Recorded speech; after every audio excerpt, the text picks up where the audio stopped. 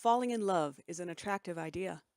Finding your soulmate, making the beast with two backs, forming a partnership for life, and growing old together are desires that have been celebrated for millennia.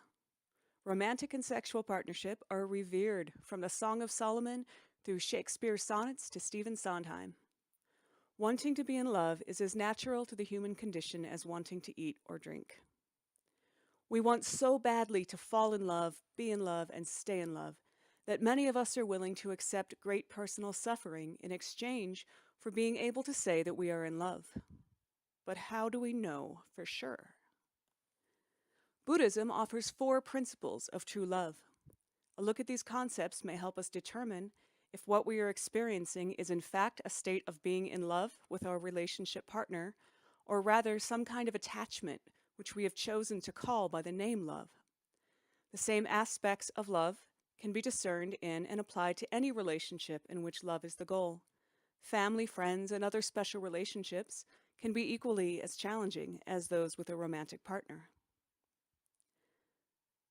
The first of these principles is called Maitri, which means loving kindness or benevolence. This is simply the desire and the ability to bring happiness to the person you are trying to love. While it is a simple concept, it is not as easy as it may at first appear. You might say, well, of course I want my beloved to be happy. The desire to bring about your partner's happiness is easy to express in words, but having the ability to do so can be a much greater challenge. In order to attain the ability to practice benevolence, the bringing of happiness to our beloved, you must be willing to do the work required to fully see and understand that person. True deep seeing of another requires the willingness to suspend judgment. If you cannot see the other person, you cannot understand them. Without genuine understanding of your partner's authentic self, you cannot genuinely love them. If you are not willing to practice looking at your person with fully open eyes in order to understand them, so that you can develop the ability to contribute to their happiness, you may not actually be in love. The second principle is called karuna. This constitutes the desire and ability to ease the suffering of the beloved. As in the first principle, the desire to ease your partner's suffering is far more simple to acquire than the ability to do so. While you cannot do the spiritual and emotional work that your beloved must do for him or herself, you may, through the practice of deep seeing and honest understanding, attain the ability to bring a sense of comfort and peace to your partner on his or her journey. If you find that you are not willing to observe and understand your partner's suffering free from attachment to your own suffering, you may not actually be in love. The third principle, mudita, is joy. The experience of loving should be joyous for the person doing the loving. A joyous love, given in an attempt to meet an obligation or made in an effort to attain something other than the sheer joy of loving the beloved, is not true love. If you do not take joy in the act of loving someone, you are not actually loving them. You are doing something else to them and calling it love. The fourth and final principle is upeksha, which is freedom. This is perhaps the most difficult to reconcile with our current cultural ideas regarding romantic love. There are many historical and social arguments for the necessity of exclusivity in sexual relationships, many of which are still quite practical and common sense.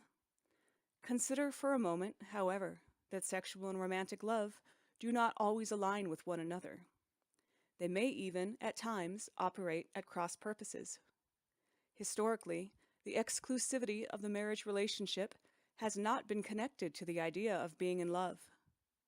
Marriages were economic exchanges and power alliances between families and tribes, often arranged without the consent of either the bride or the groom. It is only in the past few hundred years or so that Western society has developed the expectation that romantic love should be the basis for exclusive long-term commitment. The results of this have been partially successful, with about 50% of marriages ending in divorce. True love, however, does not come in chains. In order to have the desire and ability to increase your beloved's feelings of freedom, it is necessary to understand the depth and breadth of the concept itself. Perhaps the least important aspect of freedom in a romantic relationship is the idea of being free to have sexual relations with other people. This may or may not be practical in the context of a given relationship, and it should be negotiated between romantic partners as they see fit. This kind of freedom is parallel to the negotiations between business partners regarding whether or not they will maintain outside employment. It's a surface level consideration. The true freedom of upeksha is an internal concept.